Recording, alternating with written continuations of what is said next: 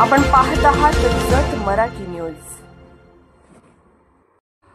जतच्या विकासासाठी नियमात काही प्रमाणात शिथिलता आणून योजनेचा लाभ मिळवून देण्यासाठी सर्वतोपरी मदत करणार असल्याचे आश्वासन रोजगार हमी मंत्री माननीय भरतशेठ गोगावले यांनी दिले।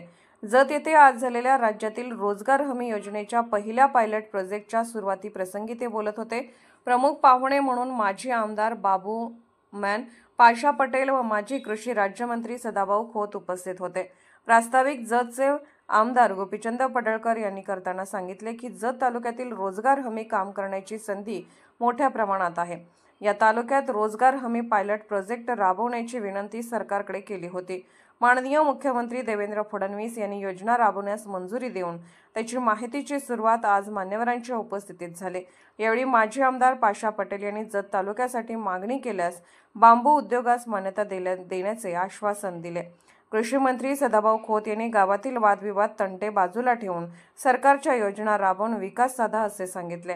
कार्यक्रमास जिल्हाधिकारी काकडे, प्रांताधिकारी अजयकुमार नष्टे, भाजपचे डॉक्टर रवींद्र आरळी, चंद्रशेखर गोपी, संजय तेली, हबप तुकाराम बाबा, प्रभाकर भाऊ जाधव, ब्रह्मानंद पडळकर आदीसह भाजपचे कार्यकर्ते व तालुक्यातून सरपंच, उपसरपंच व नागरिक मोठ्या संख्येने हजर होते। महाराष्ट्र राज्याचे मुख्यमंत्री आदरणीय देवेंद्रजी फडणवीस साहेब, उपमुख्यमंत्री आदरणीय एकनाथ शिंदे साहेब आणि उपमुख्यमंत्री अजितदादा, आज आमचा